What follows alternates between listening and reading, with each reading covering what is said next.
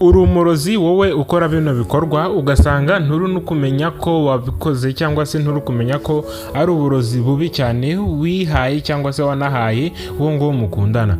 Iyi ni episode ya mbere y'umurozi. Uri umurozi wowe ukora ibi bikorwa.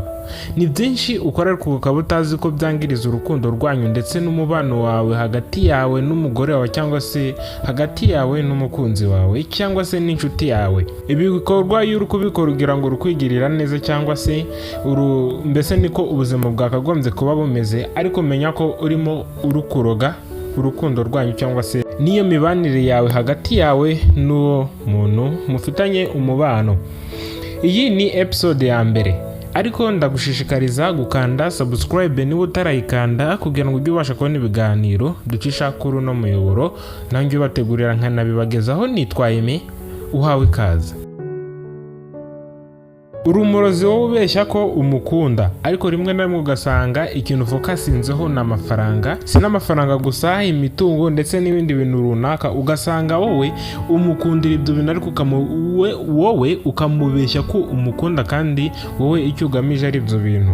Ibyo ngibyo rero umenya ko uri umurozi, kuko uri kumwicira amarangamutima ye bigatuma bikigogi mu mutima akumva ko akunzwe, kumbi wowe ufite icyo umukundira. Rimwe na rimwe hari igihe usanga ukurikiye ayo mafaranga, mwamara n'imyaka nk'ibiri amafaranga yashira ugasanga uramwanze.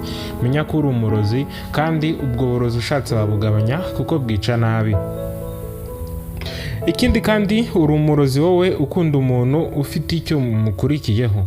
Nk'uko twatubivuze haruguru, igihe cyose ukunze umuntu ufite icyo umukurikiyeho usanga urwo rukundo ari ikinyoma, kuko ntabwo wabwira ngo umuntu uramukunda kandi ufite icyo umukundira.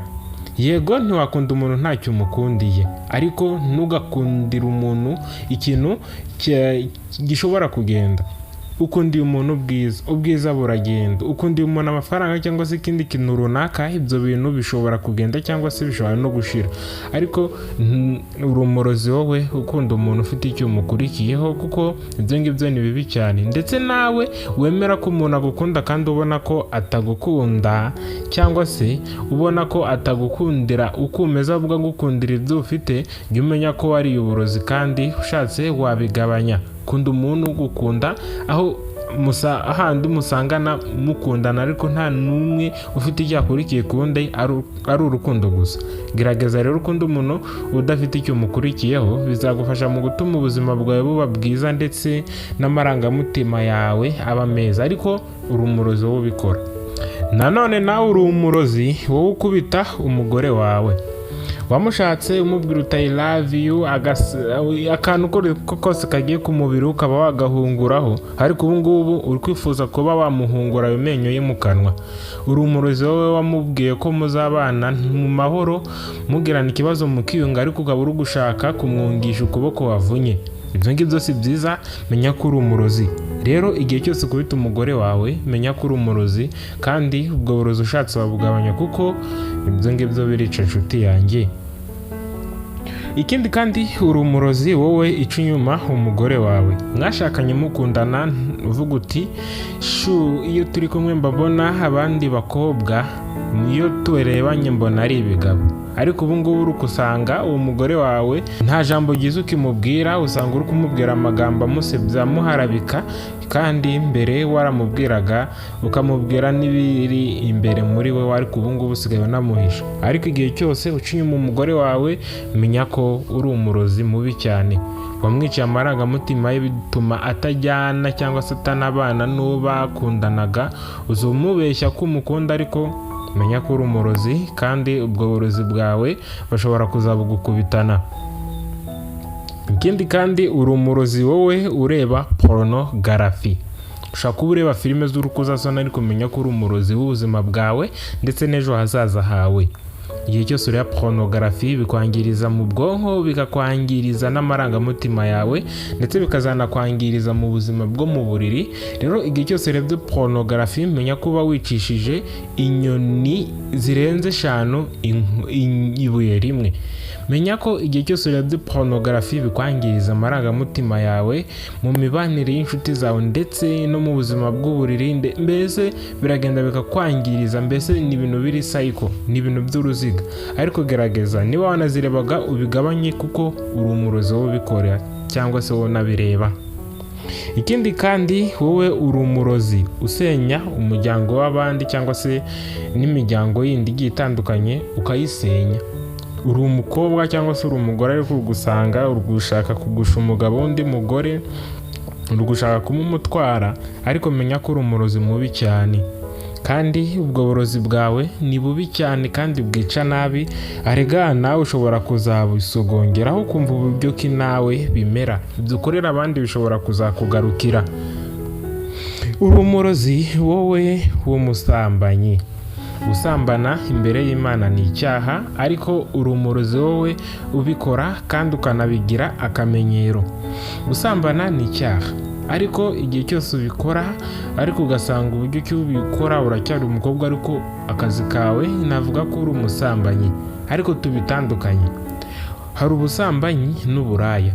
Uburaya naho usanga umuntu agiye kwicuruza, ariko ubusambanyi naho usanga umuntu atangira ubuntu. Rero igihe cyose utangira ubuntu, menya ko ubuzima bwawe buri kujya mu kaga, kuko ntabwo umusore yazagukunda warirogeye ubuzima bwawe. Menya ko uri umurozi rero wowe ukora icyo gikorwa, ariko ugasanga ubikora mu buryo ki bitakunejeze cyangwa se bitanezeza abo mubana, bityo umusore akaba atakwemera kugushaka kubera ko agufiteho amakuru, ugasanga bakugize ibiryo byabo. Uri umurozi w'ubuzima bwawe, kandi kugira ngo uzivuze bizakugora, kandi hari n'igihe usanga amazi yararenze inkombe bikarangira upfubiye iwanyu ugahera ku shyiga, cyangwa se ugasanga ni wowe wabyaye abana benshi mu gasozi, ugasanga iwanyu bafite ikorari y'abana wabyaye mu gasozi batandukanye, mbese ugasanga umwana ntahuje undi na se. Ikindi kandi wowe uri umurozi utendeka benshi. Waroze umutima w'umusore uramubwira uti I love you sinzagutendeka, ariko ugasanga umaze kubibwira abasore barenga 5 bose kandi bazi ko mukundana.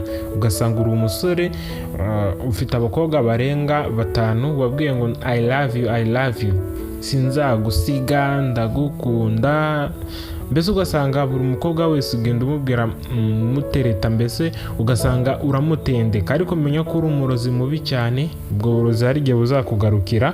Nanone uri umurozi wowe utita ku mukunzi wawe, akeneye ikintu runaka ntukimuha. Nk'uko twabivuze haruguru, hari igihe usanga umukunzi wawe agukurikiye amafaranga, ariko nanone hari igihe usanga ufite umukunzi ariko nta mafaranga agukurikiyeho, ni urukundo gusa, ariko ugasanga nturi kumwitaho. Wa murozi we uri kwanga kwita ku mukunzi wawe kandi ugukunda bya nyabyo, ahubwo ukajya gukunda bya bikobwa bitagize n'icyo bikumariye, bya bindi bishaka kujya amafaranga. Hari umukunzi wa nyawe nyabuna, ushobora kuzakora ikosa ukareka uwo mukunzi ugukunda ntacyo agukurikiye, ahubwo ugasanga uri gukunda wa wundi udafite n'icyago, mbese wa wundi ufite icyagukurikiyeho, wa wundi uri kumva udufaranga ufite yatukumaraho, ugasanga niwe uri gukunda. Nyabona uri umurozi wowe udakunda uwo wa nyawe, ndetse ntunamwiteho, ugasanga wamutaye mu bigori. Aragukunda ukavuga uti ngo karakanyihambiraho iki n'iki, nyamara abagukunda. Uri umurozi wowe utamwitaho. Nanone uri umurozi wowe ugira amagambo, ariko aya magambo akaba atagira ibikorwa. Bwira umukobwa uti I love you, ariko nta gikorwa na kimwe kigaragaza ko umukunda. Nta gikorwa runaka gishobora kumwereka ko urukundo hagati yawe nawe rukomeye.